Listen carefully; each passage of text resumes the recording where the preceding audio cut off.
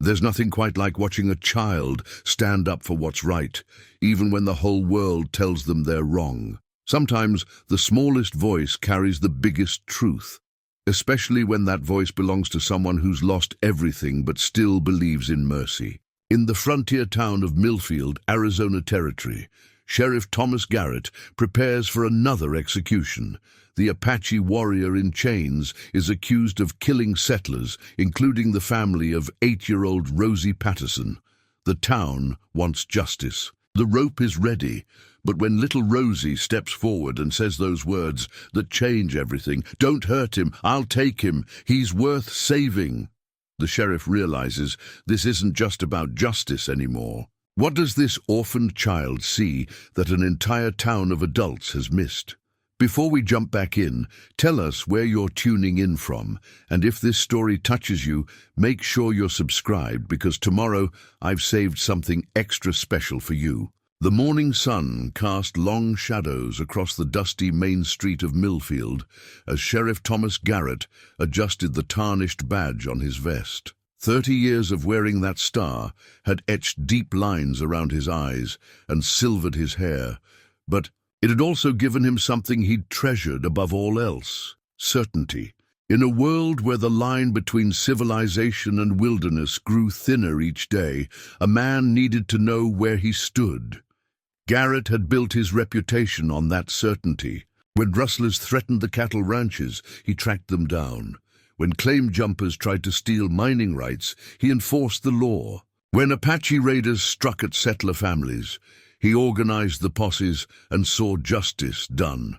The badge meant something in this corner of Arizona Territory, and Thomas Garrett had made sure it always would. But this morning, as he walked toward the gallows that cast its grim shadow over the town square, that old certainty felt as fragile as desert glass. The Apache warrior they called Stone Bear stood nearly 7 feet tall, his broad shoulders straining against the iron shackles that bound his wrists. Even in chains, even facing death, there was something about the man that commanded respect rather than fear.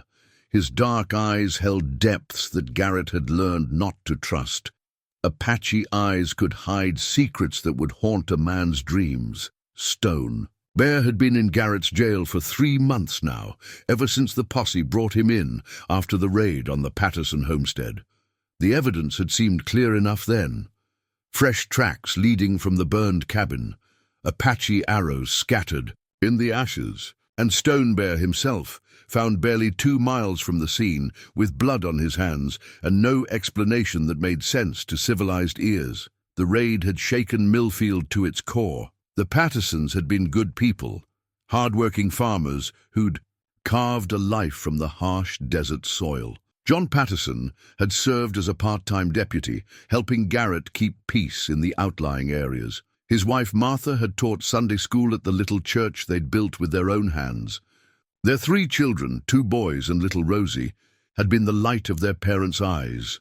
When the smoke cleared and the bodies were counted, only Rosie had survived. 8 years old, found 3 days later by a cavalry patrol, half dead from thirst and exposure, clutching a wooden doll her father had carved. The child had been in such a state of shock that she couldn't speak for weeks.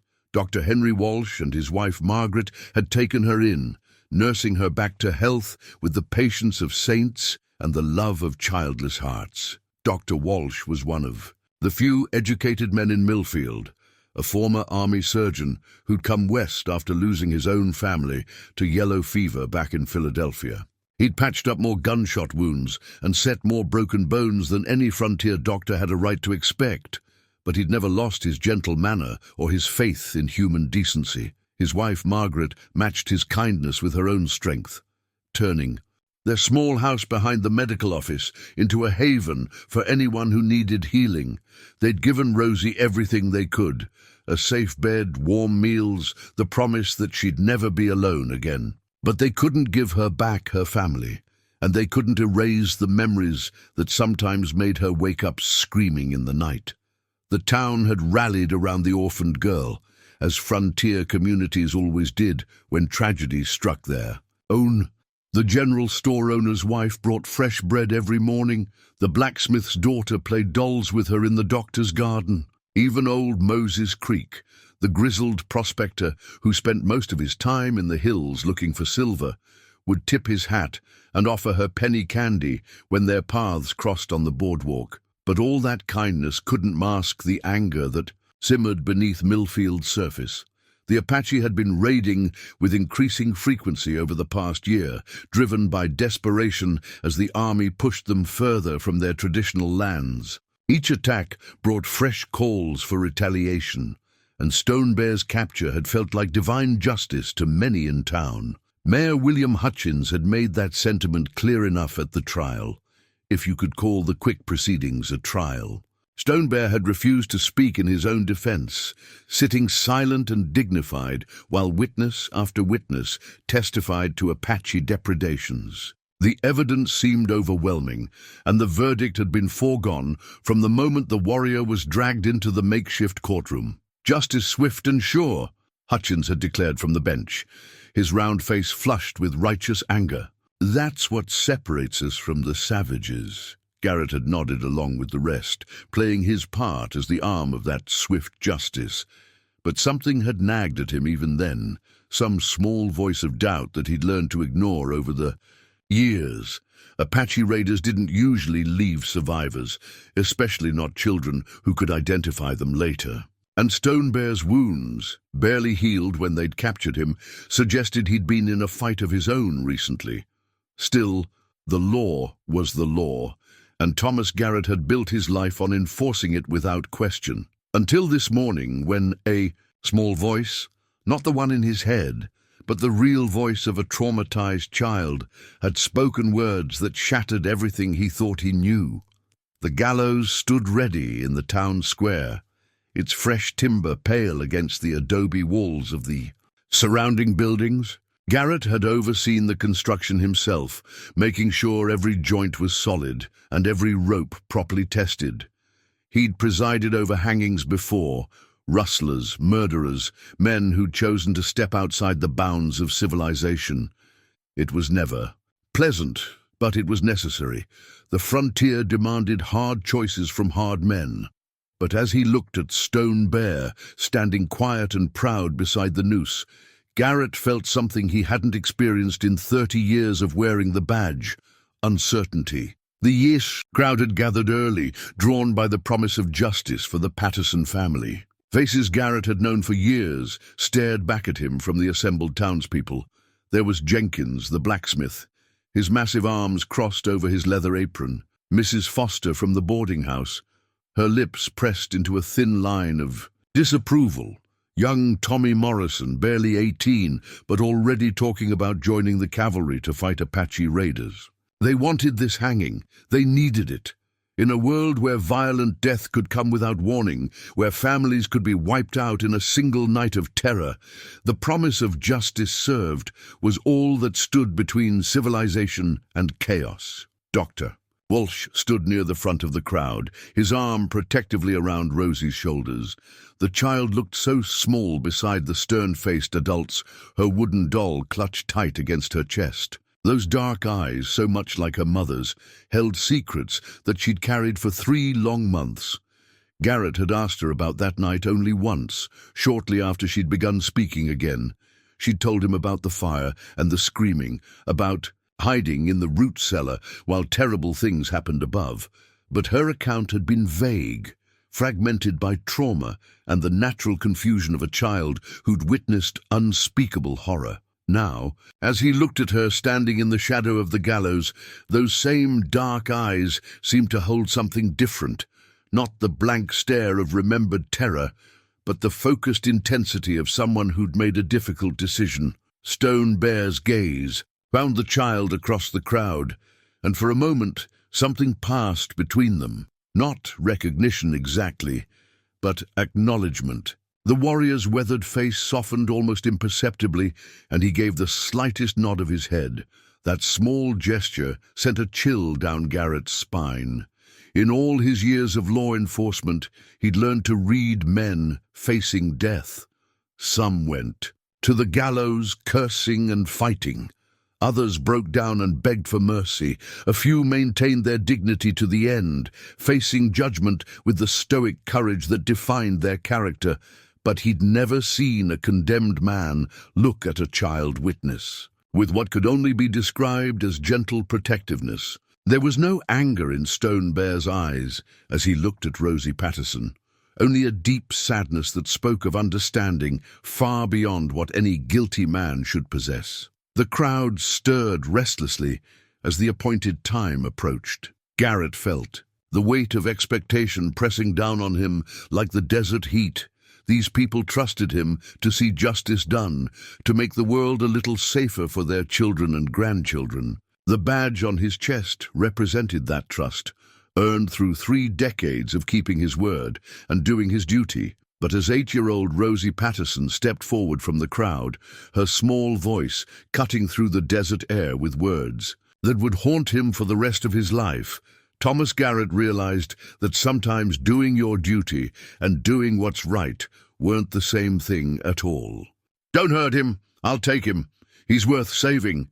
The words hung in the desert air like morning mist, visible and impossible to ignore. Rosie Patterson's small voice had cut through the murmur of the crowd with the clarity of church bells, and now the entire town square had fallen into stunned silence. Garrett felt his hand freeze on the rope. In 30 years of law enforcement, he'd seen plenty of unexpected moments at executions. Last-minute confessions, family members breaking down, even the occasional rescue attempt. But he'd never heard the sole survivor of a massacre step forward to plead for her family's killer. "What did you say, child?"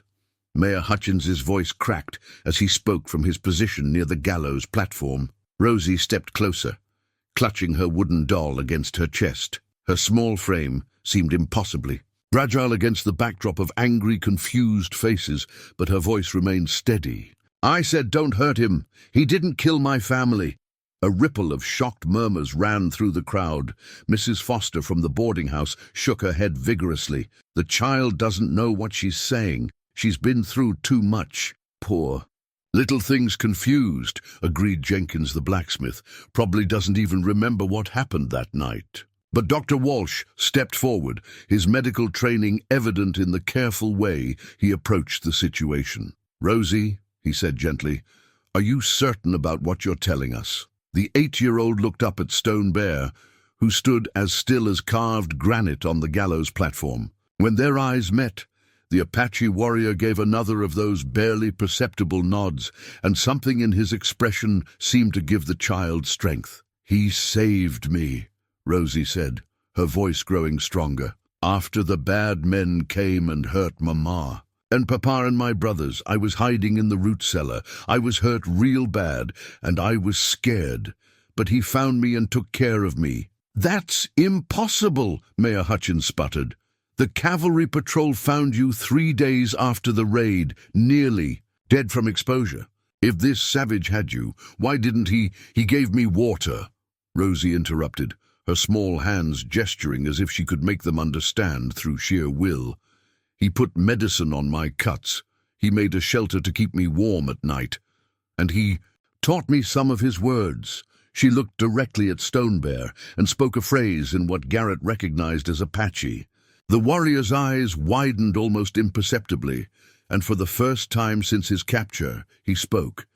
"Shije ba aher na asha," he said, his deep voice carrying clearly across the square.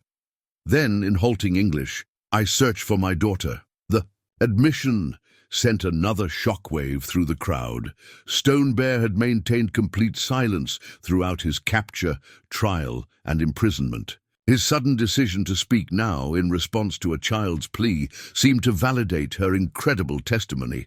Garrett found his voice, though it came out rougher than he intended. "What did she say to you just now?" "In Apache." Stone Bear looked directly at him, and Garrett saw intelligence there, sharp, calculating, but also deeply weary. "She say, you are good man. Tell them truth. Little one, remember words I teach when she hurt and afraid." "This is preposterous," Hutchins declared, his face reddening. "The child is traumatized. She's confused about what happened. We have evidence, tracks, arrows." His presence at the scene. The law demands justice. But what if the law is wrong? The question came from Dr. Walsh, who had moved protectively closer to Rosie. What if we're about to hang an innocent man? Stone. Bear reached into his shirt with his shackled hands and withdrew a small leather pouch decorated with beadwork. It was the kind of medicine bag that Apache warriors carried, but this one was clearly old and precious. With careful fingers, he opened it to reveal dried herbs, small carved fetishes, and what appeared to be medical supplies. Clean cloth, a bone needle, sinew for stitching wounds. "I am Hatathli," he said, the Apache word carrying weight even, among those who didn't understand it. "In your words, healer, medicine man for my people, I do not make war, I heal wounds." Rosie nodded eagerly. "He fixed my arm where it was cut, and he put something on my head where I was bleeding. It stopped hurting after he took care of me." Young Tommy Morrison pushed forward from the crowd, his face twisted with anger. "Don't listen to this. My cousin died in an Apache raid last spring. They're all killers, every one of them." But Garrett was studying Stone Bear's hands, the same hands he'd assumed were stained with the blood of innocents. They were scarred, yes, but the scars were precise, methodical. The kind of marks a man might get from years of careful work with healing herbs and surgical tools, not the random violence of warfare. "If you're a healer," Garrett said slowly, "what were you doing at the Patterson place?" Stone Bear's expression grew pained, and when he spoke, his words carried the weight of profound loss. "My daughter, taken by bad Apache. Broken Sky and his warriors. They raid white settlements, kill families, take children. I follow their trail to find Morning Star." "Morning Star?" Dr. Walsh asked. "My daughter, 12 winters old. Broken Sky take her from our camp along with 3 other children. I follow for many days, but trail led to place where white family killed." Stone Bear looked directly at Rosie. "I find little one hurt and hiding. Could not leave her to die." The crowd was growing restless, torn between disbelief and the compelling nature of what they were hearing. But Garrett noticed something else. Stone Bear's wounds, which he'd observed during the arrest, were beginning to make more sense. They weren't the kind of injuries a man would sustain attacking a farmhouse. They were defensive wounds, the marks of someone who'd fought Apache warriors, not helpless settlers. "You said Broken Sky took your daughter," Garrett pressed. "Why would other Apache take Apache children?" Stone Bear's face hardened. "Broken Sky is outcast, cast out from tribe for bad things. Now he makes war on everyone. White, Apache, Mexican. He take children to sell or to make them warriors for his band. My people disown him, but cannot stop him. And you think he's the one who killed the Patterson family? I know this. I see signs at the burned house. Broken Sky's arrows, not mine. His way of killing, not mine. But I arrived too late to stop him, only in time to find little one and help her heal." Rosie stepped forward again, her small hand reaching toward the gallows platform. "He sang to me when I was scared. Mama used to sing to me, and he knew I missed it. He has a daughter too, and she was taken by bad men. That's why he understands about missing family." The town square had grown very quiet. Even Mayor Hutchins seemed at a loss for words as the weight of this new testimony settled over the assembled crowd. If Stone Bear was telling the truth, if he was indeed a healer searching for his own stolen daughter, then they were about to execute an innocent man. But if he was lying, if this was some elaborate deception designed to save his life, then they were being manipulated by a clever savage who understood exactly which strings to pull to gain sympathy. Garrett looked from Stone Bear to Rosie, seeing the trust in her eyes and the quiet dignity in the warrior's bearing. His hand still rested on the rope, but the certainty that had carried him through 30 years of law enforcement was crumbling like adobe in the rain. "Sheriff," Dr. Walsh said quietly, "I think we need to postpone this execution until we can investigate these claims properly." A murmur of protest rose from portions of the crowd, but Garrett found himself nodding slowly. The badge on his chest had always represented justice, not just vengeance. And if there was even a chance that Stone Bear was innocent, if this child who had survived unthinkable horror was telling the truth about her unlikely savior, then justice demanded they find out. For the first time in 3 decades of wearing the star, Sheriff Thomas Garrett was about to discover that sometimes the hardest part of enforcing the law was knowing when to question it. That evening, alone in his small office behind the jail, Garrett pulled out a faded daguerreotype from his desk drawer. The image showed a younger version of himself standing beside a woman with kind eyes and 2 small children, a boy and a girl who would never grow up to see their 10th birthdays. Mary had been the light of his world, and little Samuel and Catherine had been their future made manifest. But cholera had taken them all in the space of a week, leaving him with nothing but memories and a desperate need to make sense of a world that could steal everything good without warning. He'd thrown himself into law enforcement after that, finding purpose in bringing order to chaos, justice to the lawless. The badge had become his anchor, the law his religion. When the world made no sense, at least he could make sure the rules were followed. But now, looking at Stone Bear sleeping quietly in his cell, Garrett wondered if his grief had made him too rigid, too quick to see enemies where there might be wounded souls instead. The Apache warrior sat cross-legged on the narrow bunk, his medicine pouch open before him as he sorted through its contents with the careful attention of a man who understood the value of healing herbs. Even in chains, even facing death, he maintained the dignity of someone who had spent his life serving others. "You really are a healer, aren't you?" Garrett said quietly. Stone Bear looked up, his dark eyes reflecting the lamplight. "My grandfather. Teach me the old ways, plants that stop bleeding, roots that ease pain, songs that help spirits heal." He gestured to his scarred hands. "These hands meant to mend, not break. But you know how to fight. All Apache know war. Survival demand. But my path is Hatathli, to help my people when they hurt, when they sick, when they lose hope." Stone Bear's voice carried a weariness that Garrett recognized in his own soul. "I fight only to protect those who cannot protect themselves." Garrett settled into the chair beside the cell, something he'd never done before with a prisoner. "Tell me about your daughter." The warrior's face softened. "Morning Star has 12 winters. Her mother died when she was born. Hard birth, too much bleeding. I could not save her." He touched his medicine pouch gently. "Since then, Morning Star is my heart walking outside my body. She learned healing ways from me, but also laugh and play like child should." "What happened when she was taken?" Stone Bear's jaw tightened. "Broken Sky come to our camp in night. He take children while warriors away hunting. By time we return, he gone with 4 little ones. The old chiefs, they say we must let them go. Fighting will only bring more death. But I cannot let my daughter die among strangers. So you followed. 7 days through desert. Broken Sky, he is clever.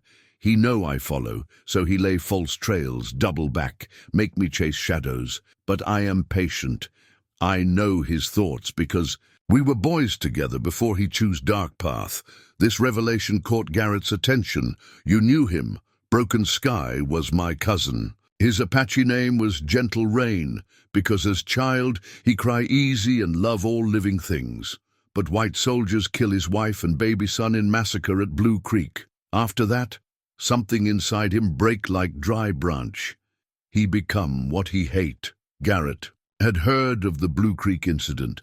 A cavalry company had mistaken a peaceful Apache camp for hostiles and attacked without provocation. The army had called it an unfortunate error, but the Apache had called it murder. It seemed the cycle of violence had many starting points, each justified by the one before. "I understand his pain," Stone Bear continued, "but pain does not excuse evil. When he take children, when he kill innocent families, he become the same as those who killed his family." The next morning brought Dr. Walsh to the jail, carrying his medical bag and a grim expression. "Sheriff, I'd like to examine Stone Bear's injuries, if you'll permit it." Garrett nodded, curious to see what the doctor's trained eye might reveal. As Stone Bear removed his shirt, Walsh began a careful inspection of the healing wounds that covered the warrior's torso and arms. "These are defensive wounds," the doctor murmured, tracing a long scar across Stone Bear's ribs. "Made by someone trying to protect himself, not attack others. And this one here," he indicated a partially healed gash on the warrior's shoulder. "This came from behind. He was retreating when it was inflicted. Could these have been sustained during a raid on the Patterson place?" Garrett asked. Walsh shook his head definitively. "Sheriff, I've treated enough gunshot wounds and knife fights to recognize the patterns. These injuries tell the story of a man who was outnumbered and fighting for his life against multiple attackers. Someone was trying very hard to kill him. After the doctor left, Garrett decided to ride out to the Patterson homestead. He hadn't been back since the initial investigation, preferring to let the burned ruins remain undisturbed as evidence of Apache brutality. But now, he needed to look at the scene with fresh eyes. The cabin was still a blackened shell, its adobe walls cracked from the heat of the fire that had consumed the wooden roof and interior. Garrett dismounted and began a careful search of the area, looking for details he might have missed in the emotional aftermath of the discovery. The arrow shafts he found were Apache, but as he examined them more closely, he noticed differences in their construction. Some were made with the careful precision of a master craftsman, while others showed the hasherwork of someone less skilled. The fletching, too, varied in pattern and technique. More significantly, he found tracks that the initial investigation had overlooked. Footprints that led away from the main cluster, heading toward the hidden root cellar where Rosie had been found. These tracks were different from the others, deeper and more purposeful, as if someone had been carrying a burden. Following this trail, Garrett discovered something that made his breath catch. Hidden beneath an overhang of rock, sheltered from rain and wind, was a small shelter constructed from carefully arranged stones and brush. Inside, he found the remnants of a cook fire, strips of cloth that had been used as bandages, and most tellingly, a small wooden cup carved in the distinctive Apache style. Someone had indeed cared for an injured child here, the shelter showed. Signs of occupation for several days, exactly the time frame during which Rosie had been missing, and the meticulous construction suggested someone with both skill and infinite patience. As Garrett rode back toward town, his mind churned with questions that challenged everything he thought he knew. If Stone Bear had built that shelter to care for Rosie, why hadn't he brought her back to town immediately? Why risk being discovered and accused of her family's murder? The answer came to him as he remembered Stone Bear's words about searching for his own daughter. A father desperate to find his missing child might well hesitate to return a rescued one too quickly, especially if doing so meant abandoning his own quest. And an Apache warrior would have good reason to fear the reception he'd receive in a white town, even as a rescuer.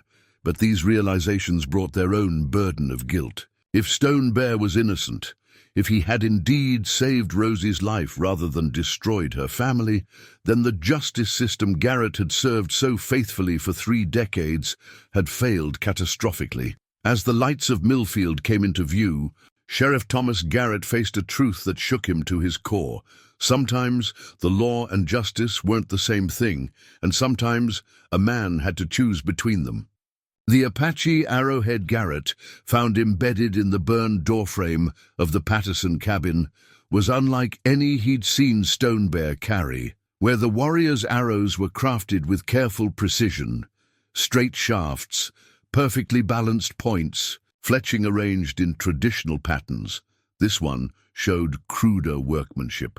The point itself was chipped obsidian rather than the carefully knapped flint that Stone Bear preferred, and the shaft showed hack marks from an impatient hand.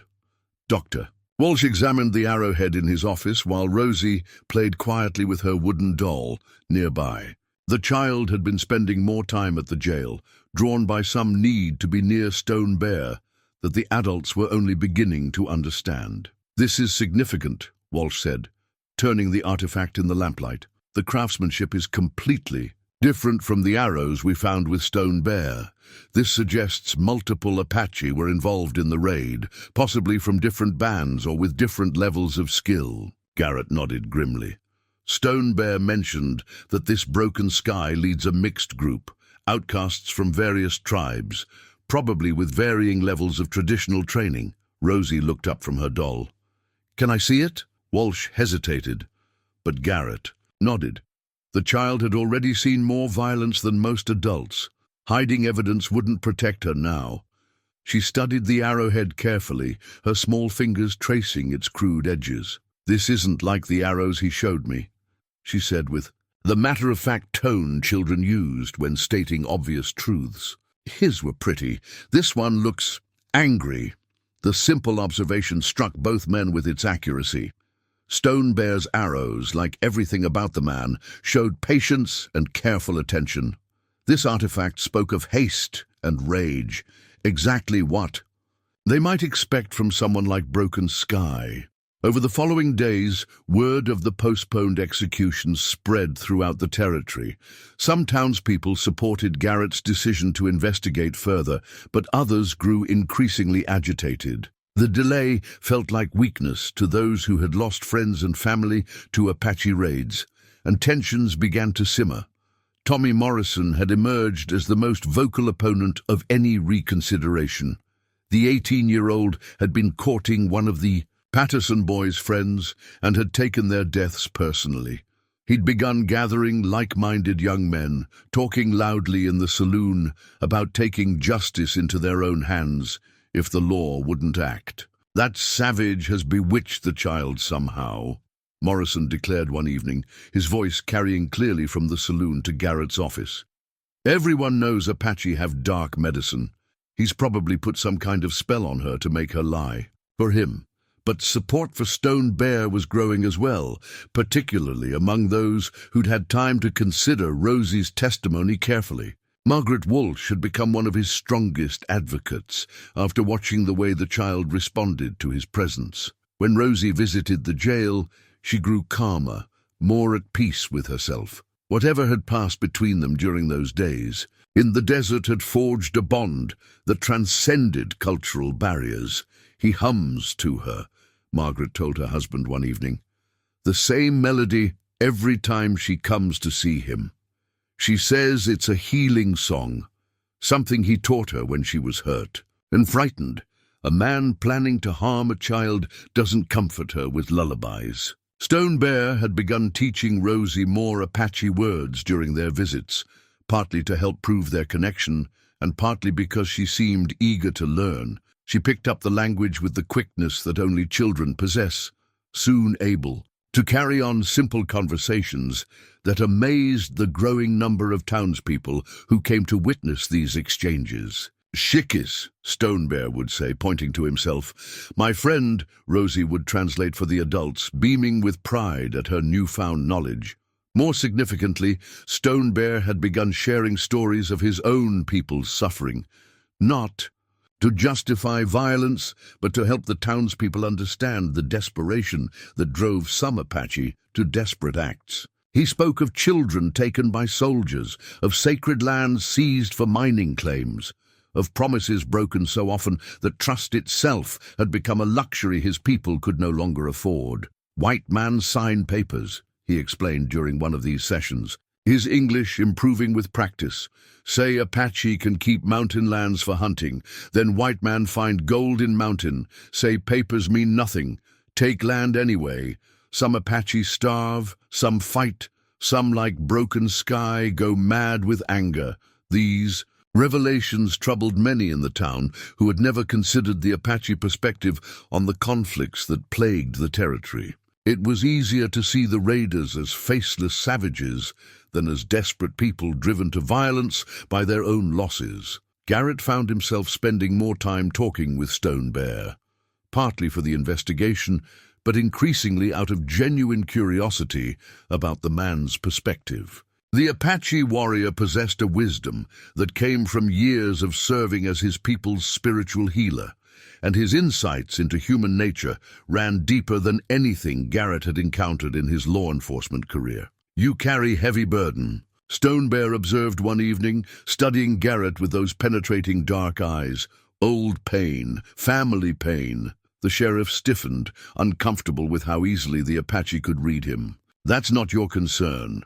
All pain is concern of Hatathli. Wounds of heart heal slow like wounds of body, need proper medicine, proper time." Stone Bear gestured to the photograph on Garrett's desk. "They wait for you in spirit world. But first, you must forgive yourself for not saving them."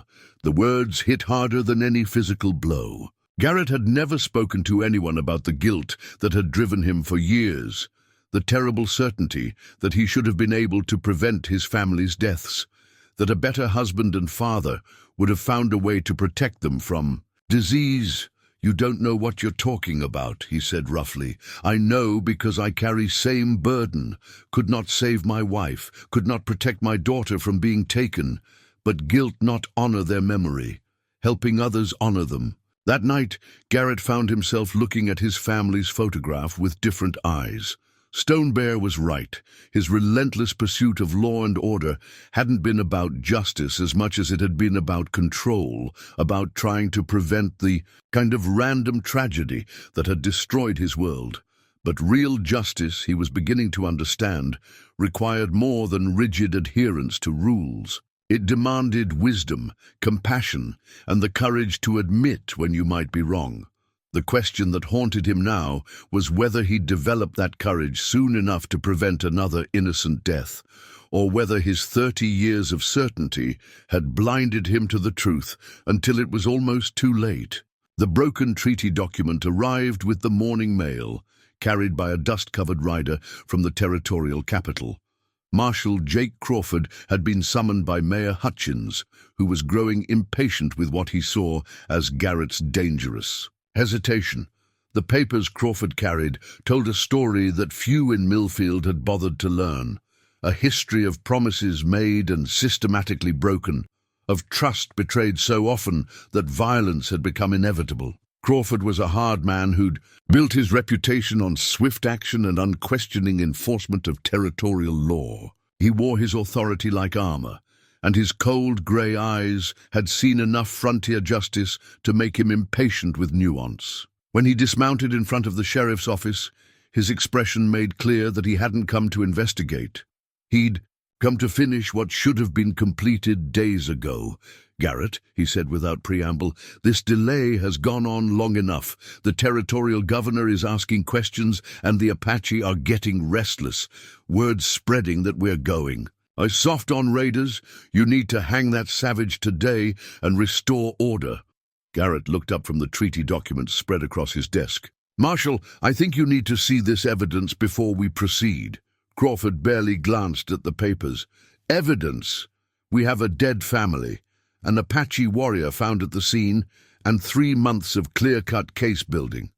What more evidence? Do you need evidence that he might be innocent?" The words came out harder than Garrett intended, but he didn't retreat from them. "Evidence that we might be about to hang the wrong man. Innocent?" Crawford's voice carried the kind of disbelief reserved for obvious lies. "Tom, I've known you for 15 years. You're one of the best lawmen in the territory. Don't let some traumatized child's fantasies cloud your judgment." But Garrett was already standing, his hand moving instinctively to the badge on his chest. Not to draw authority from it, but to remind himself what it truly represented. "Jake, what if she's not fantasizing? What if Stone Bear really did save her life instead of destroying her family?" Crawford studied his old friend with the calculating gaze of a man who'd learned not to trust sentiment in matters of law. "Even if that were true, which I doubt, he's still Apache, still part of the same people who've been raiding settlements for months. Sometimes you have to make an example to prevent bigger problems." The callousness of the statement struck Garrett like a physical blow.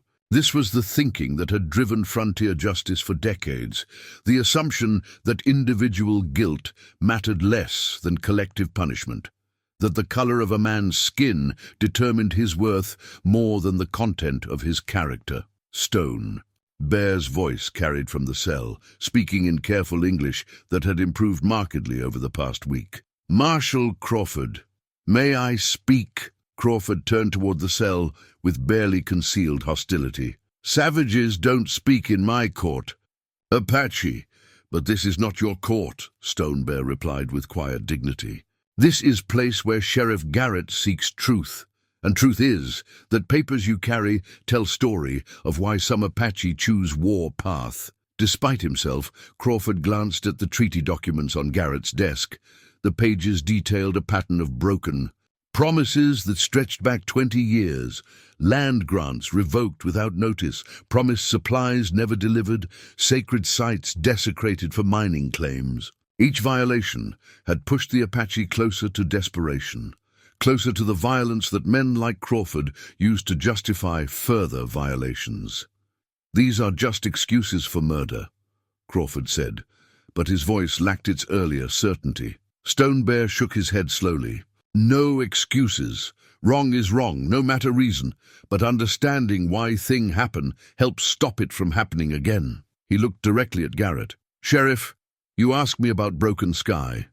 I tell you more now if Marshal listened with open heart." Garrett nodded, ignoring Crawford's disapproving frown. Stone Bear settled into a cross-legged position on his bunk, assuming the posture of a storyteller. Broken Sky's true name was Gentle Rain. "We were boys together in same band, learned hunting and warrior ways from same teachers. But Gentle Rain, always more interested in making peace than making war. He marry young, beautiful girl named Dancing Water. They have son, little boy, with laugh like mountain stream." Stone Bear's voice grew heavy with old pain. "Then soldiers. Come to Blue Creek. Our people camped there for winter, peaceful camp with many children and elders. Gentle Rain's wife and son sleeping in their lodge when soldiers attack at dawn. They kill everyone they find, women, children, old men who could not run fast." Crawford shifted uncomfortably. He knew about Blue Creek, though the official reports had described it as a successful action against hostile Apache. The reality, as with many such incidents, had been far messier and more tragic. "Gentle Rain find his family in ashes of their lodge," Stone Bear continued. "Wife and son burned alive, no chance to escape. Something in his heart die that day. He become Broken Sky, man with hole where love used to be." "That still doesn't excuse his actions," Crawford said, but the words lacked conviction. "No," Stone Bear agreed, "but it explained them. Broken Sky gather other men who lose everything, Apache, Mexican, even some white men who hate world that hurt them. They make war on everyone, take children to replace ones they lost, kill families because they cannot stand that others have what was stolen from them." Rosie had been listening from her chair near Dr. Walsh, and now she spoke up with the clarity that only children possessed. "That's why he understood about losing family, because he lost his family too. And he knew how much it hurts." The simple observation hung in the air like a bridge between worlds. Here was a child who had lost everything she loved, finding comfort and wisdom in a man who had suffered the same devastating loss. The bond between them wasn't based on shared culture or language. It was rooted in shared grief and the human need for understanding. Crawford looked from Stone Bear to Rosie, and back again, his certainty beginning to crack like adobe in the desert sun. "Even if all this is true, we can't just let him go. The people demand justice for the Patterson family." "Justice, yes," Garrett said firmly, "but justice for the right person.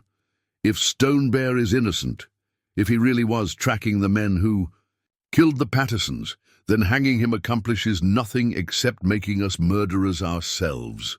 Stone Bear reached into his medicine pouch and withdrew a small object that caught the lamplight, a delicate necklace made of turquoise beads and carved silver, clearly crafted with love and infinite patience.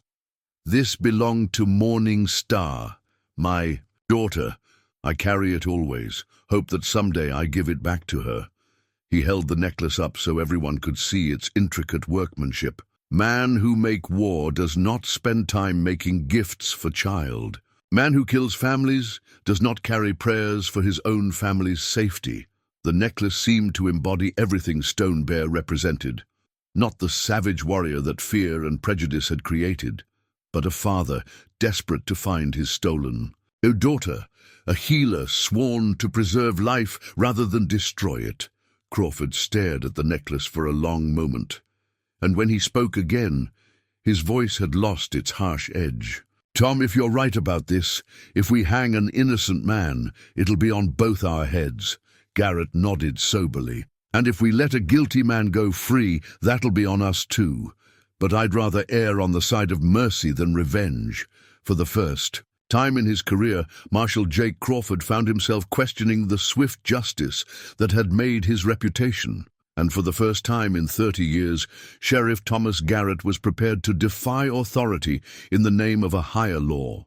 Stone Bear's fingers trembled slightly as he held his daughter's necklace, the small turquoise pendant that had traveled with him through weeks of desperate searching. The morning light streaming through the jail window caught the polished stones, sending tiny blue reflections dancing across the adobe walls. Morning Star was born during first light of dawn, he said, his voice soft with memory. The midwives say she come into world as sun-touched mountain peaks, so we give her name that honor that moment. She has her mother's eyes and her grandmother's gift for seeing into hearts of people. Rosie had moved closer to the cell, drawn by the gentle sadness in Stone Bear's voice. Is she pretty? A smile flickered across the Apache warrior's weathered features. Beautiful like spring water, smart like winter owl. She learned healing ways fast, faster than boys twice her age, has gentle hands for mending broken wings of birds, for mixing medicines that take away pain. Dr. Walsh leaned forward, his medical training engaged. She was learning to be a healer like you. Apache women can be great medicine carriers, Stone Bear explained. My grandmother was Hatathli before me, taught me ways of plants and spirits. Morning Star has same gift, same calling to help others. His expression darkened. That is why. Broken Sky take her. He knows she can heal his warriors, help them survive raids and battles. The revelation sent a chill through the room. They'd all assumed that kidnapped children were taken for adoption or slavery, but the idea that a child might be valued specifically for her healing abilities added another layer of horror to the situation. Marshal Crawford had been studying the treaty documents while Stone Bear spoke, and now he looked up with troubled eyes. How many children has this Broken Sky taken? From my band, 4 children including Morning Star, but I hear stories from other Apache, children missing from camps across 3 territories. Maybe 20, maybe more. Stone Bear's jaw tightened. He built army of stolen children, teach them to hate everyone. Apache who cast him out, whites who killed his family, Mexicans who hunt Apache for bounty money. Garrett felt his stomach turn. An army of children. Children grow into warriors who know only war, only hate. Broken Sky tell them their families abandoned them, that only he care for their survival. Soon they believe this. Soon they fight. For him, against their own people. Rosie's small voice cut through the heavy silence. Like my friend Tommy Morrison. The adult stared at her, confused by the connection, but the child's insight was sharper than their own. Tommy's angry all the time now, she explained. He says Apache killed his cousin, so he wants to kill Apache. But being angry just makes him hurt inside, and then he wants to hurt other people. It's like what you said about Broken Sky, hurt people hurting other people. The simple wisdom of her observations struck them all. Violence bred violence, loss created loss, until the original cause was lost in an endless cycle of retribution. Stone Bear nodded approvingly. Little one understands what many adults do not. Pain that not healed become poison. Poison spread. From person to person, generation to generation. Crawford cleared his throat, clearly uncomfortable with the philosophical direction of the conversation. That's all very interesting, but it doesn't change our immediate problem. We have a dead family, a town demanding justice, and now you're telling me there's some Apache warlord out there with an army of kidnapped children? Broken Sky, not far, Stone Bear said quietly. He stay in this territory because good hunting. Here, isolated ranches, small settlements, travelers on lonely roads. He have strongholds somewhere in canyon country, place where cavalry cannot follow easy. How do you know this? Garrett asked. Because I track him for 3 weeks before I find burned Patterson place. His band move in pattern like wolf pack, hunting deer. They strike, then retreat to safe place, then circle back to strike again. But I learn his pattern, learn where he likely to hide. The Apache warrior's eyes grew distant as he recalled his desperate pursuit. I was close when I find little one hurt and hiding. Very close. If I not stop to care for her, maybe I catch broken sky, maybe save morning star that day. You stopped to save my life, Rosie said with absolute certainty. That was the right thing to do. Apache believe all choices have consequences, Stone Bear replied. I choose to save one child, maybe lose chance to save my own child. But choice was made with good heart, so maybe spirits find way to make things right. Dr. Walsh had been quiet during this exchange, but now he spoke up with the careful precision of a man working through a complex problem. Stone Bear, if you know where Broken Sky might be hiding, and if we could prove he was responsible for the Patterson murders, would that be enough to satisfy the demands for justice? Both Garrett and Crawford turned to stare at the doctor, understanding the implications of his question. You're talking about mounting a pursuit, Crawford said slowly. Tracking a dangerous outlaw into hostile territory with no guarantee we'd find him or survive the encounter. I'm talking about finding the truth, Walsh replied firmly. If Stone Bear is innocent and this Broken Sky is the real killer, then justice demands we pursue the right man. Stone Bear looked directly at Garrett. I know canyon where Broken Sky, likely hiding. I can lead you there, help you find proof you need, but journey dangerous, and Broken Sky's warriors fight like cornered wolves. You'd do that? Garrett asked. Risk your life to help us track down the man who's probably holding your daughter captive? Better to die trying to save Morning Star than die for crime I not commit. Stone Bear answered with quiet dignity. And maybe, if we stop Broken Sky, no. More children disappear, no more families destroyed. Rosie stood up from her chair, clutching her wooden doll against her chest. I want to help too. Absolutely not, Dr. Walsh said immediately. Child, you've been through enough trauma already. But Rosie shook her head stubbornly. Morning Star is just a little older than me. If she's scared and hurt like I was, maybe I can help her feel safe. Maybe I can show her that white people aren't all bad, just like Stone Bear showed me that. Apache people aren't all bad. The adults exchanged glances, recognizing the logic in her childish reasoning, even as they recoiled from the danger she was proposing to face.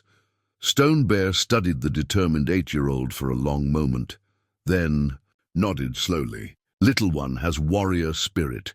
In Apache way, courage more important than size or age, but decision belonged to those who care for her safety. As the implications of this conversation settled over them, Garrett realized they were no longer just talking about postponing an execution. They were planning an expedition that could either prove Stone Bear's innocence or get them all killed in the process.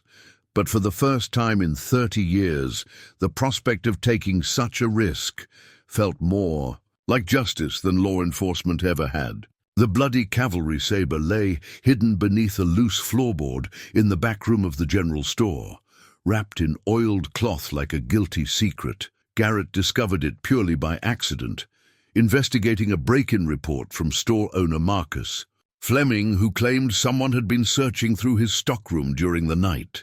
What Fleming hadn't mentioned, what he couldn't have known, was that the intruder had been looking for evidence, not goods. And what they'd found was proof of a conspiracy that reached far deeper than anyone in Millfield had imagined. The saber bore the distinctive markings of the 7th Cavalry, but more damning were the dark stains along its blade and the fresh scratches on its brass guard. This wasn't some long-stored relic. It had been used recently and used for violence. But what made Garrett's blood run cold was the small leather pouch tied to the weapon's hilt, a pouch that contained something far more incriminating than blood. Inside were 23 silver coins, Mexican pesos, that could only have come from one source in this part of the territory, payment for Apache scalps from bounty hunters operating across the border. But these weren't trophies taken from dead warriors in battle. Mixed with the coins were locks of hair, clearly cut from the heads of children. Garrett's hands shook as he examined the evidence, understanding finally hitting him like a physical blow. Someone with access to cavalry equipment had been selling information to scalp hunters, helping them locate Apache camps where they could kill women and children for the bounty money. The same someone had probably been feeding information to Broken Sky as well, playing both sides of the conflict for profit. "Dear God," he whispered, the full scope of the betrayal becoming clear. The pattern of Apache raids, the seeming ability of hostiles to avoid cavalry patrols, the mysterious intelligence that allowed them to strike at the most vulnerable targets. It all made sense now. Fleming appeared in the doorway of his storeroom, his face pale with what Garrett had initially assumed was concern over the break-in. Now seeing the man's expression more clearly, the sheriff recognized something else entirely, the look of someone whose worst fears had just been confirmed. "You knew about this," Garrett said, his voice deadly quiet as he held up the saber. Fleming's Adam's apple bobbed as he swallowed hard. "Sheriff, I can explain." "Explain what?" "Explain why you've been hiding a cavalry officer's weapon covered in children's blood. Explain why there's bounty money tied to it like some kind of trophy." The storekeeper's composure crumbled like sandstone in the rain. It wasn't supposed to happen like this. Lieutenant Bradley, he just needed information about supply shipments, cattle movements, said he was trying to protect the territory from raiders. Bradley. Garrett's mind raced. Lieutenant William Bradley commanded the small cavalry detachment, stationed 20 miles south of Millfield, ostensibly there to provide protection for the settled areas. A young officer with political ambitions and expensive tastes, he'd always struck Garrett as more concerned with advancement than duty. "He paid good money for information," Fleming continued desperately. "Just basic intelligence about who was traveling where, what ranches might be vulnerable. I thought he was using it to set up patrols, to keep people safe. But you knew better, didn't you?" Garrett stepped closer, his anger building with each word. "You knew those patrols never seemed to be in the right place when attacks happened. You knew raiders were hitting targets with information only locals would have." Fleming's shoulders sagged in defeat. "I suspected, but the money was good, and Bradley said it was all authorized by territorial command. He had the papers, the official seals. How was I supposed to know he was selling the same information to Apache raiders?" The confession hit Garrett like a sledgehammer. Bradley hadn't just been passive in allowing the raids. He'd been actively facilitating them, playing Apache bands against white settlers while profiting from both sides of the violence. The cavalry officer charged with protecting the territory had been its greatest threat. "The Patterson family?" Garrett said, his voice barely controlled. "Did you give Bradley information about them?" Fleming's face went white as desert bone. He asked about isolated homesteads, places where families might be vulnerable. Said the army needed to know which locations to prioritize for patrol coverage. I thought I was helping protect them.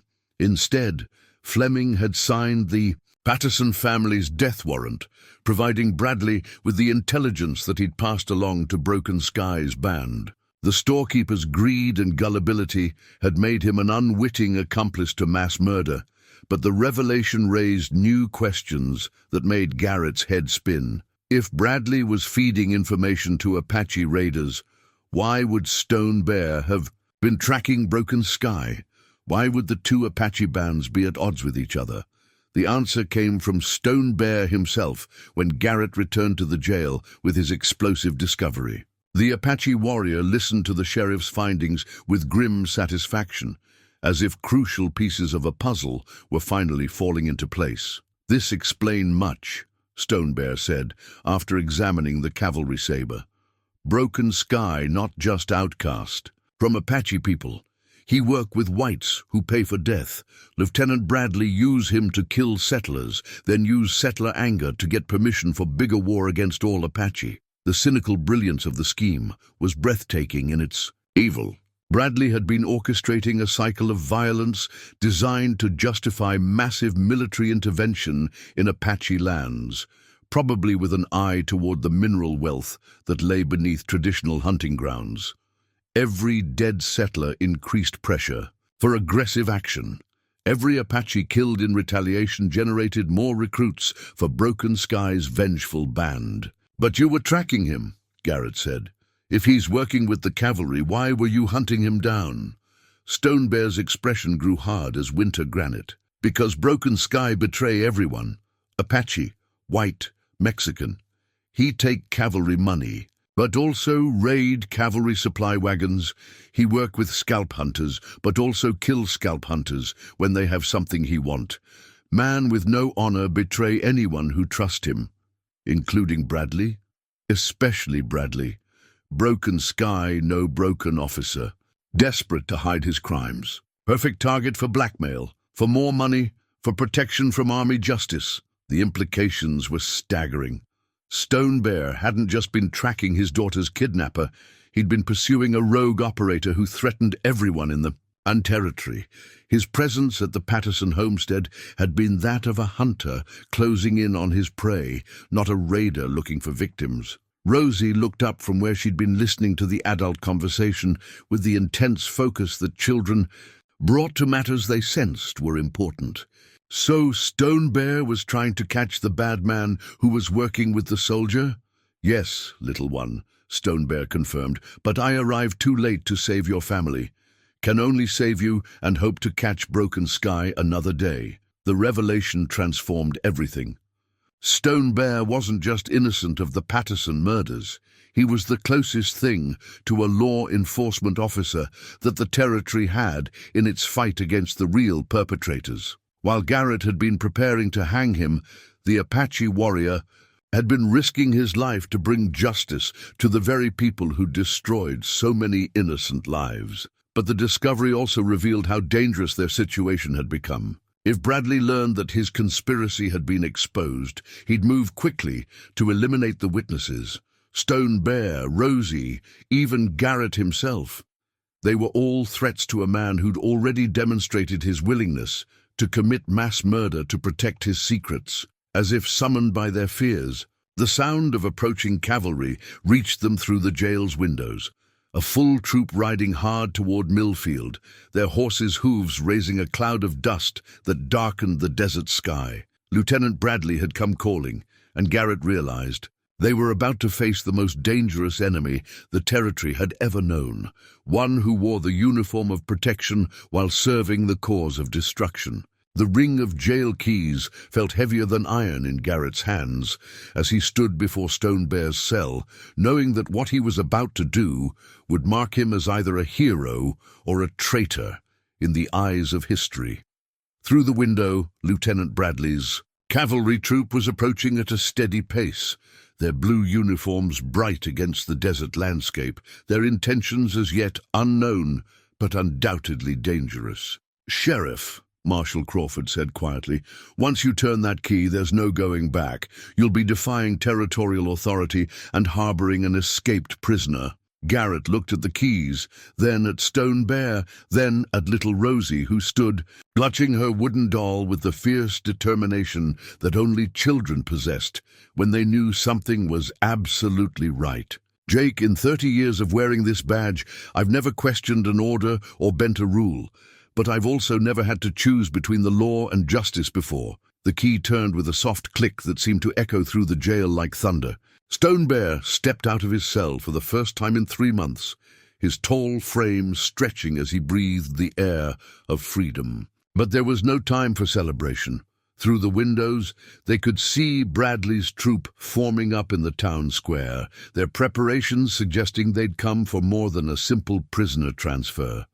Dr. Walsh had gathered supplies with the efficiency of a man who'd prepared for medical emergencies on countless occasions. His saddlebags held bandages, medicines, surgical instruments, and enough provisions to sustain them through several days in hostile territory.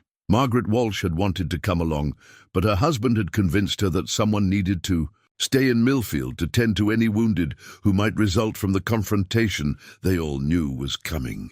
"I've sent word to every rancher and settler within 50 miles, she'd told them grimly.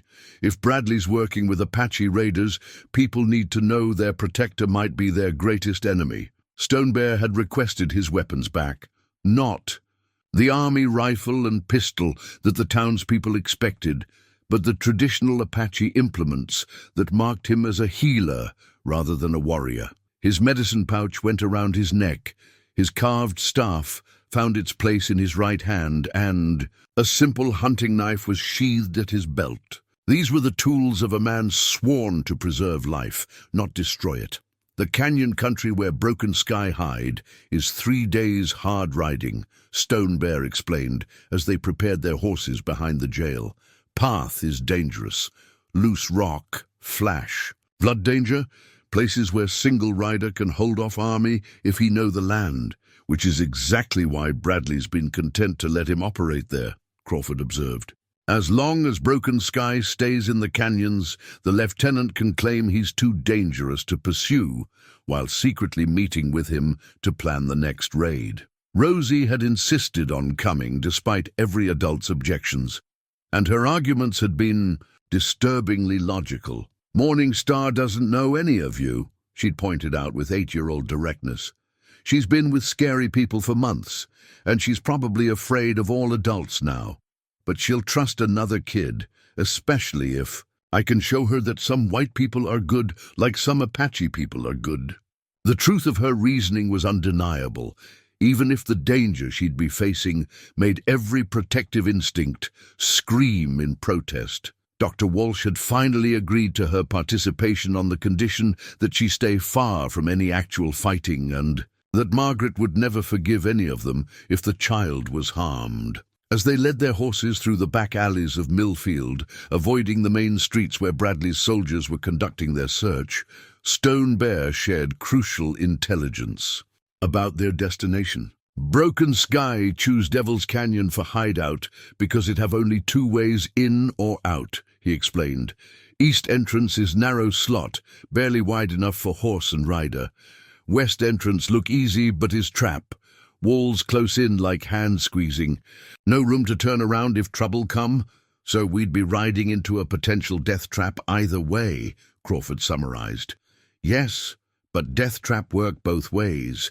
If we control entrances, Broken Sky cannot escape. And if we move at night, we have advantage. Of surprise, the Apache warriors' tactical thinking impressed even Crawford, who'd spent years fighting Apache raiders. Stone Bear wasn't just a healer, he was a strategic thinker who understood warfare as well as medicine. They'd managed to recruit 2 additional allies for their dangerous mission. Jonas Creek, the old prospector who'd spent decades in the canyon country, knew every waterhole and hidden trail within 100 miles. His knowledge would be invaluable for navigating the treacherous terrain. The other volunteer was Tommy Morrison, whose anger at Apache raiders had transformed into something more constructive when he learned the truth about Bradley's conspiracy. "I was ready to kill innocent people because I was angry about losing my cousin," the young man had admitted shamefully. "Least I can do now is try to catch the real killers." Their plan was necessarily simple, given the complexity of their situation. Stone Bear would guide them to Devil's Canyon, using paths that avoided both cavalry patrols and Broken Sky's sentries. Once there, they'd attempt to locate Morning Star and any other captives, gather evidence of Bradley's collaboration with the raiders, and if possible, capture Broken Sky alive to testify to the conspiracy. The odds were heavily against them. Broken Sky's band was estimated at 20 warriors, all desperate men with nothing to lose and everything to prove. The canyon's geography favored defenders over attackers, and their small group would be outnumbered at least 3-1, even if everything went perfectly.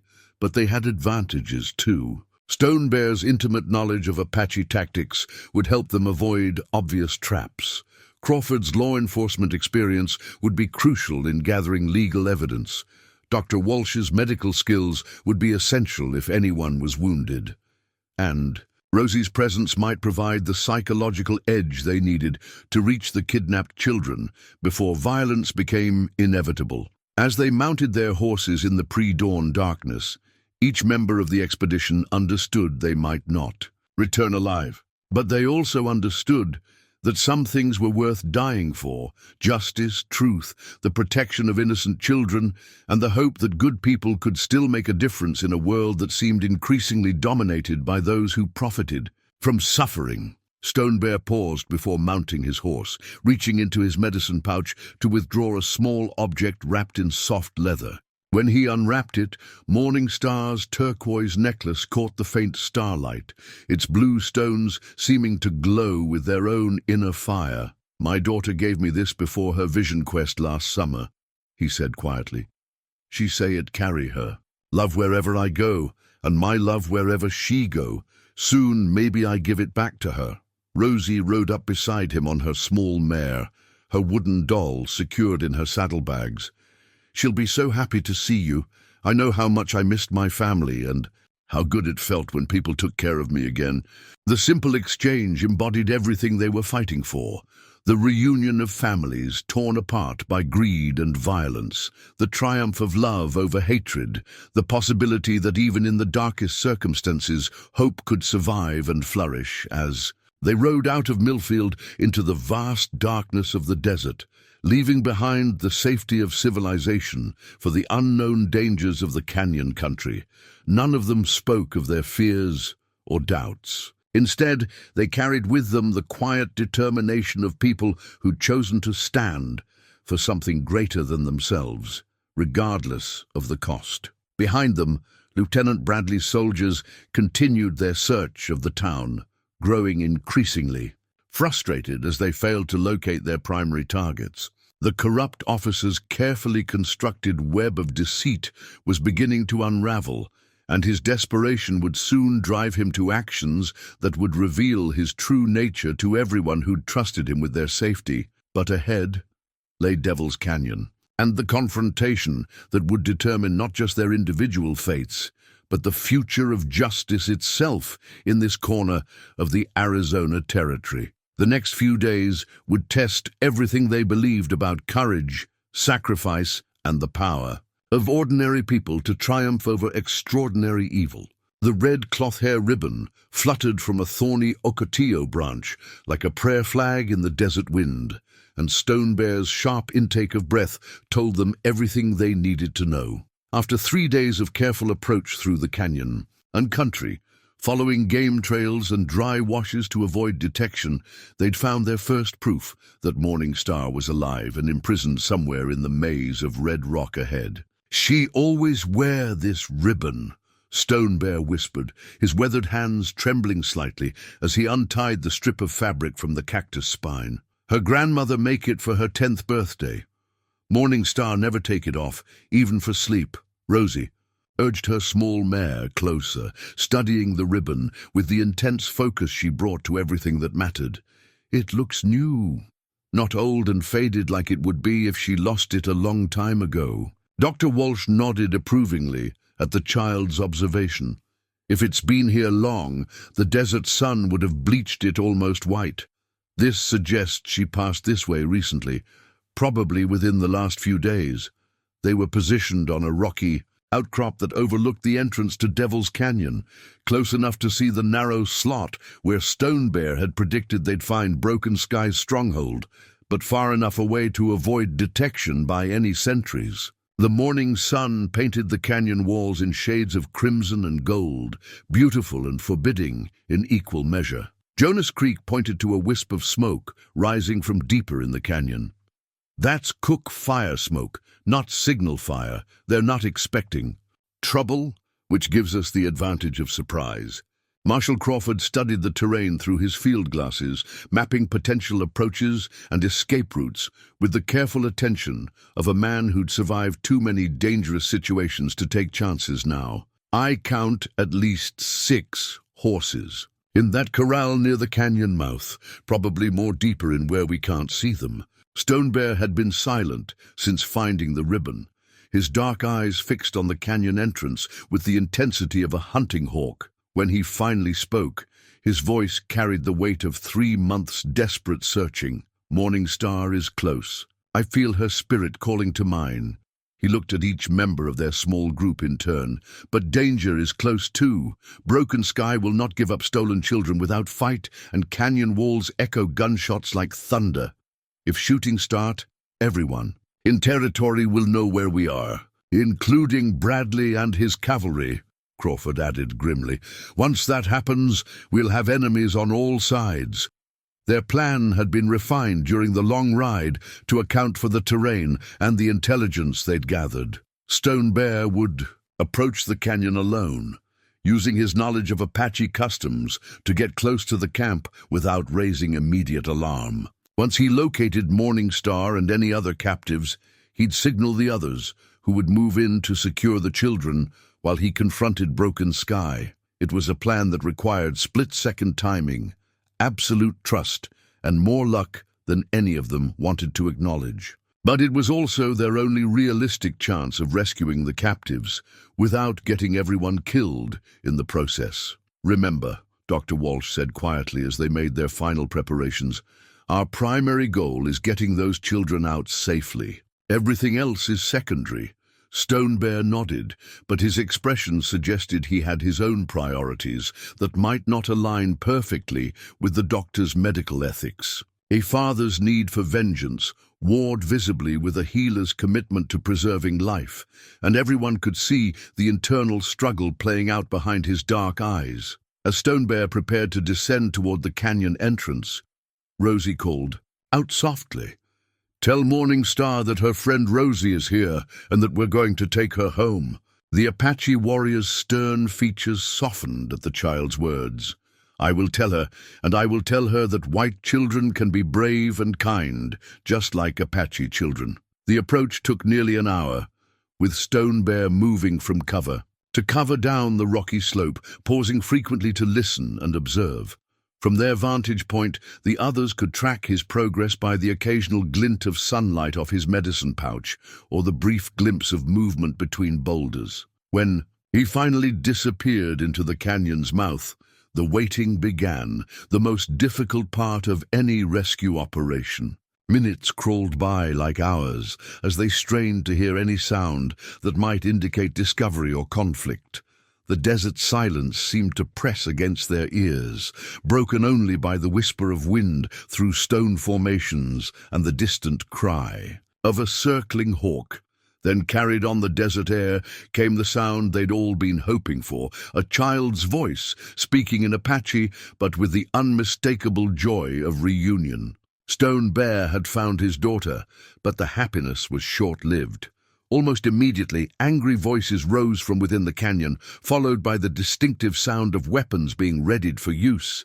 Their element of surprise had lasted only minutes, before someone, probably Broken Sky himself, realized that an unwelcome visitor had infiltrated their stronghold. Crawford signaled for everyone to move, and they began their own descent toward the canyon entrance, knowing that speed was now more important than stealth.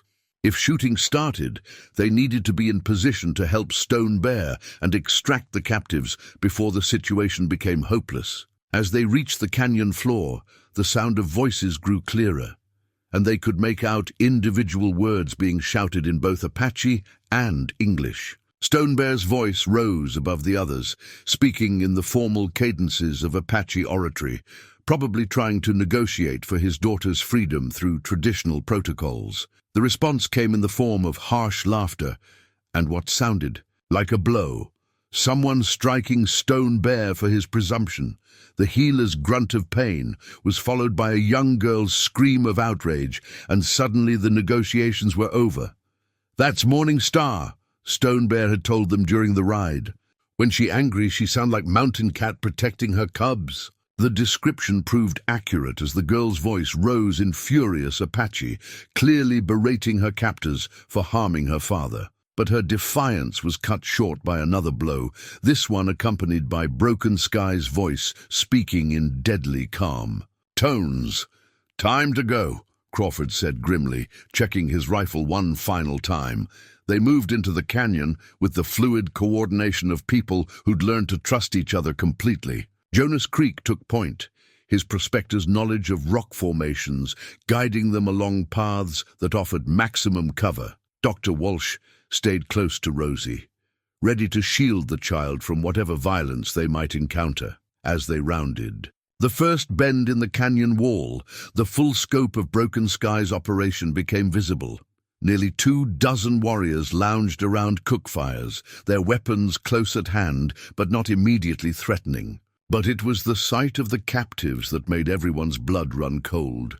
7 children, ranging in age from perhaps 6 to 14, sat huddled together near one of the canyon walls. Some were clearly Apache, probably taken from rival bands. Others were obviously white or Mexican, kidnapped from settlements across the territory. All showed signs of mistreatment and the hollow-eyed look of young people who'd seen too much violence. Morning Star stood apart from the other captives, her chin raised defiantly as she faced the man who'd stolen her from her family. Even from a distance, it was clear she was Stone Bear's daughter. She had his dignity, his courage, and his refusal to be broken by circumstances beyond her control. The red ribbon that had led them here was gone from her hair, probably torn away during the struggle that had followed Stone Bear's discovery. But she was alive, she was unbroken, and most importantly, she was about to be reunited with the father who'd never stopped searching for her. The final confrontation between Stone Bear and Broken Sky was about to begin, and with it, the ultimate test of whether justice could triumph over the cycle of violence that had claimed too many innocent lives already. The ancient peace pipe emerged from Stone Bear's medicine pouch like a sacred relic from a time when honor still meant something among Apache warriors. Carved from red stone and adorned with eagle feathers that had been blessed by generations of medicine men, it represented the highest form of Apache diplomacy, the offer of one final chance at redemption before violence became inevitable. Broken Sky stared at the pipe with something approaching shock, his scarred face reflecting memories of a time when he'd been called Gentle Rain and had participated in such ceremonies himself. For a moment, the rage that had consumed him for years flickered, and something almost human appeared in his eyes. "You would offer peace to me?" Broken Sky asked in Apache, his voice rough with disused emotion. "After I have taken your daughter, after I have killed your people's friends, after I have walked the path of blood for so long." Stone Bear held the pipe steady, despite the rifle barrels pointed at his chest from 3 directions. Apache tradition says even fallen warrior can find path back to honor if he choose wisely in final moment.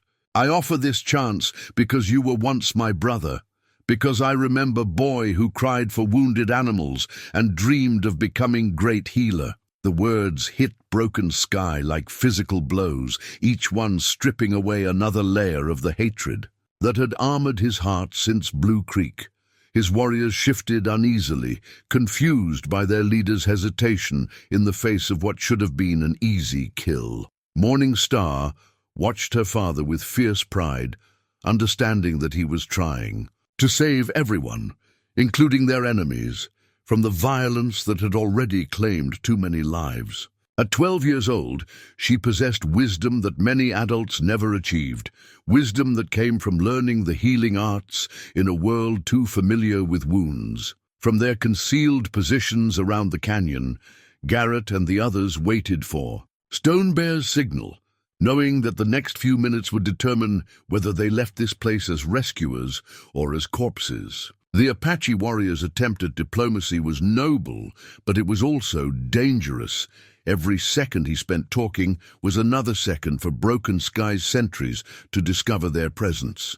"The white sheriff who came with you," Broken Sky said suddenly, his attention shifting from the peace pipe to the rocks where Garrett was hidden. "Does he also seek peace? Or does he seek Apache blood to satisfy his people's thirst for revenge?" Stone Bear never hesitated. "Sheriff Garrett seeks truth. He seeks justice for murdered families, all murdered families, Apache and white alike. He choose to free me when he learn I am innocent. He choose to risk his life to find real killers. And if I surrender, if I confess to crimes you say I committed, what then? White man's justice mean hanging, mean rope around neck until spirit leaves body. What peace is there in that?" It was Garrett himself who answered, stepping out from his concealment with his hands empty and visible. The calculated risk of showing himself paid off. Broken Sky's warriors were so surprised by his sudden appearance that they hesitated to shoot. "There's peace in knowing the truth," Garrett said in his careful, measured voice. "Peace in knowing that innocent people won't suffer for crimes they didn't commit. Peace in knowing that children like these," he gestured to the huddled captives, "can go home to families who love them." Broken Sky's laugh was bitter as winter wind. "Home?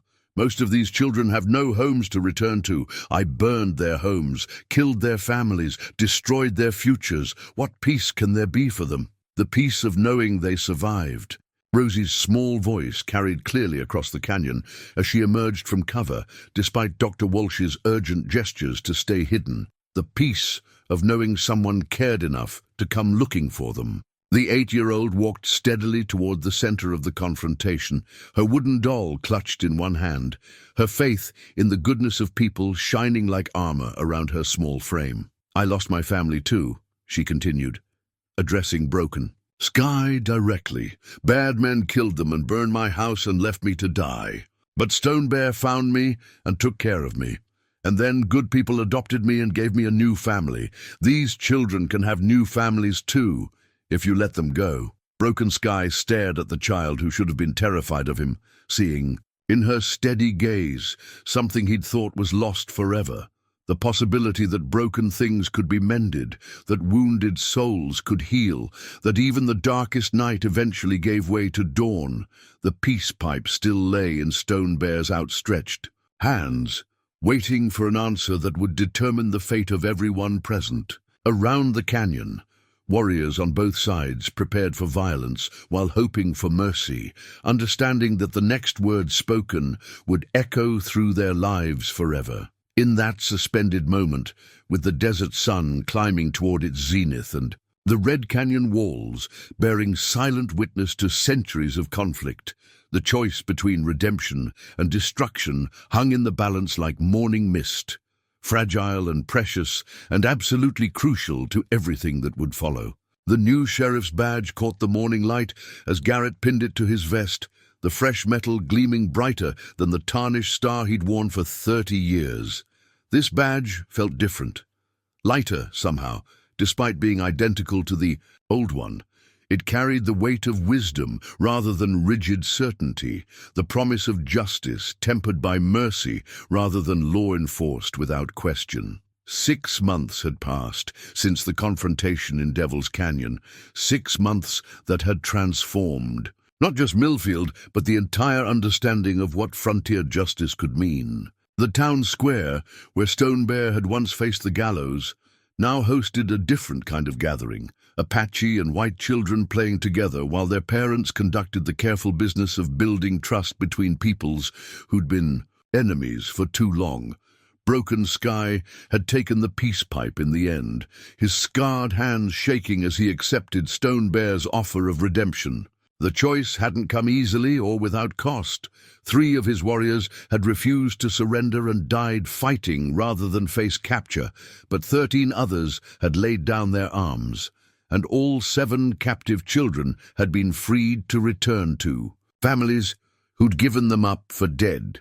The rogue Apache leader now sat in the territorial prison, awaiting trial for his crimes, but also serving as a key witness against Lieutenant Bradley's conspiracy. His testimony had exposed a network of corruption that reached from the local level all the way to territorial headquarters, leading to arrests and court-martials that were still making headlines across the Southwest. Bradley himself had not lived to see justice.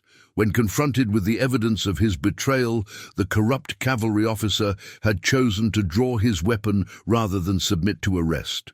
Marshal Crawford's aim had been true, ending Bradley's threat permanently but also robbing the legal system of its most important witness. Still, the documents found in Bradley's quarters had provided enough evidence to unravel his entire operation.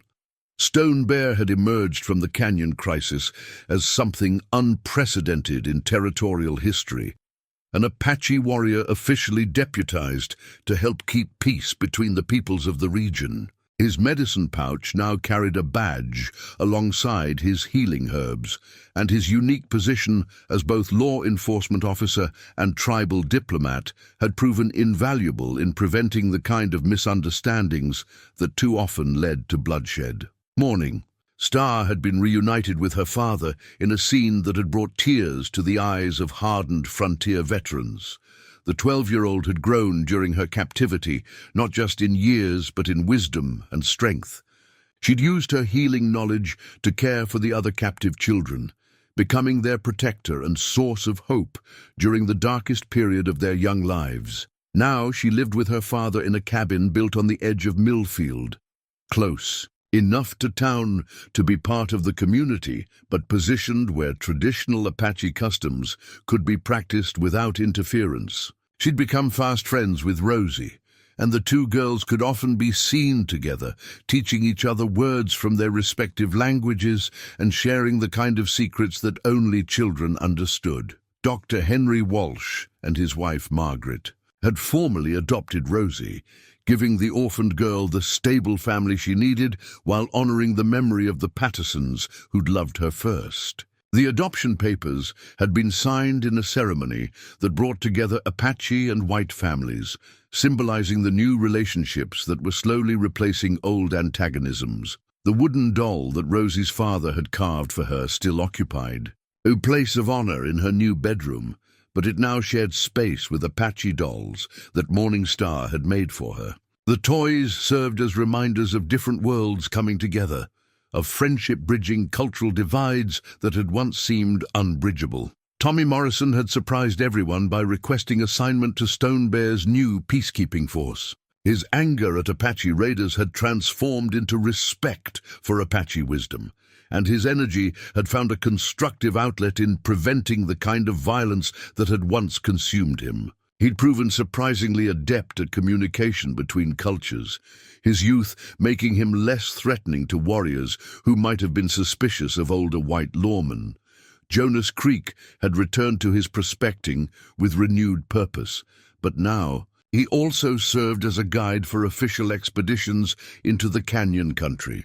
His knowledge of hidden trails and water sources had proved invaluable for legitimate exploration, while denying those same advantages to any future outlaws who might try to establish bases in the remote regions. The general store owner, Marcus Fleming, had faced justice for his role in Bradley's conspiracy, but the sentence had been tempered by his cooperation in the investigation and his genuine remorse for the unintended consequences of his greed. He now served the community under strict supervision, his profits from store operations going to support the families of those who'd been killed or injured in the raids his information had enabled. As Garrett walked through the town on this particular morning, he reflected on how much had changed since that day when a small girl's voice had challenged everything he thought he knew about justice. The certainty that had once defined him had been replaced by something more valuable, wisdom that came from understanding that right and wrong weren't always as clear as law books suggested. The Apache camp, visible on the horizon, was no longer a source of fear, but a reminder that different peoples could coexist when they chose understanding over hatred. Smoke from their cooking fires mingled with smoke from the chimneys of Millfield, creating patterns in the desert sky that spoke of communities learning to live in harmony. Stone Bear appeared at his side, moving with the silent grace that had once marked him as a dangerous enemy, but now identified him as a trusted ally. The Apache warrior lawman carried his medicine pouch and his badge with equal pride, symbols of his dual role as healer and peacekeeper. "Good morning, Sheriff." Stone. Bear said in English that had become fluid over the months of working together. "Quiet night, no troubles to report." "Good morning, Deputy," Garrett replied, still marveling at how naturally the title fit his unlikely partner. "Let's hope for many more quiet nights." As they walked together toward the jail where their partnership had begun in such different circumstances, both men understood that they were living proof of something remarkable. That people could change, that enemies could become friends, and that sometimes the most important justice was the kind that healed wounds rather than inflicted them. The morning sun climbed higher into the desert sky, illuminating a community that had learned to see hope where once there had been only fear, and justice where once there had been only vengeance. It was a new kind of frontier law, built on wisdom rather than force, and it promised a future where children like Rosie and Morning Star could grow up in peace.